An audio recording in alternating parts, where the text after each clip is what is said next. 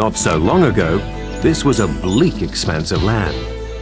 Even more recently, it was the scene of a major open-cast mining operation. Yet today, it's a thriving country park, transformed thanks to a desire to create a greener future.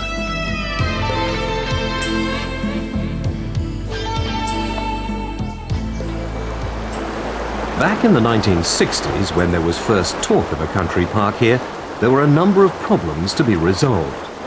The River Rother was badly polluted. There was considerable neglect, but there was potential too. The site was already important for wildlife.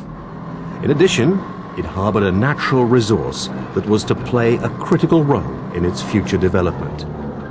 Rich reserves of coal.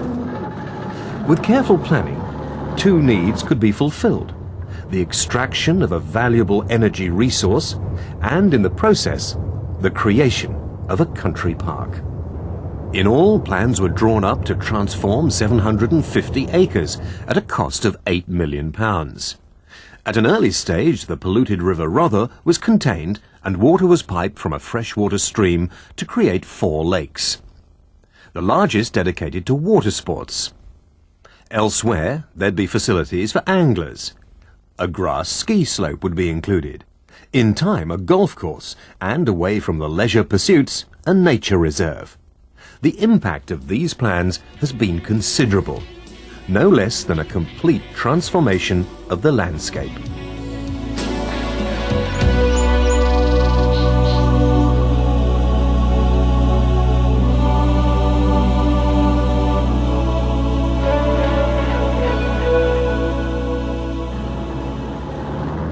The presence of rich coal seams proved to be a turning point for the park. British Coal Opencast established the Meadowgate site, and heavy earth-moving gear began stripping away the layers above the shallow reserves of coal. It was a lengthy operation involving 150 people. Initially, topsoil and subsoil was removed and carefully stored. Embankments were then created to form a screen to keep noise and dust to a minimum. Then the operation to excavate the layer above the coal seams began. This layer, known as the overburden, was dug out by giant shovels and a drag line and taken from the site. The coal was then exposed and ready for extraction, a process that took 6 years in all. Throughout the operation, care was taken to ensure that the long-term impact on the environment would be positive. Rother Valley Country Park now stands on a site that once yielded 1.7 million tonnes of coal. Living proof that industry and land restoration can go hand in hand.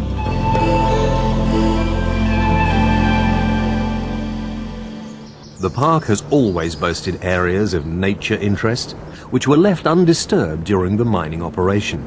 To the west is an important area of meadowland, an unspoilt haven for several species of wildflower, some exceptionally rare, like the great burnet. Wildlife thrives in this peaceful setting, and the meadows have been conserved in their natural state. Elsewhere, woodlands have been established, which now form an important habitat for plant species and animals. Already a variety of birds recognize that the park's nature reserve can offer them secure nesting sites. And as it lies on a main migratory route, it's become one of the primary sites in Sheffield for wintering wildfowl. The numbers and species visiting the Meadowgate Reserve are being monitored to provide an accurate record of behaviour. For children living in a busy urban area, the park represents a taste of the country, a place to enjoy some down-to-earth activities. We don't live very long without water. I want to learn what the fish are called, because we've got some at home, but we don't know what they're called. Some of them. Caught a little fish, and we've been catching loads of these spiders. I got a big one. Loads of mud. Oh, we got another one. Dipping. Pond dipping. Well, I found a big water beetle, diving water beetle. We've got a great diving beetle here, look. This one's what we call a carnivore. It eats meat. It eats other insects. It'll eat fish, tadpoles, things like that. Okay, I told him. Go on, bite. Is it all right? We bring them pond dipping because it's a nice, easy one to start them off with.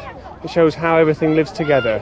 You can take a pond and actually sort of use it as a town or a city, really, because all the different animals and insects that live in there each have a different area and where they live and where they work. I hope that they will look after the world in which they live. Someone's got to. We've got to hopefully start doing it now. A strong message of conservation from Park Ranger Richard Baker, a sentiment found throughout the park. In this field, farmed by a local family, crops are grown organically, using traditional methods. Elsewhere, livestock add to the rural atmosphere. A magnificent herd of Highland cattle roams the park. And there's a 300-strong flock of Derbyshire gritstone sheep. All in all, it's an impressive transformation for land that was heavily industrialised in its recent past.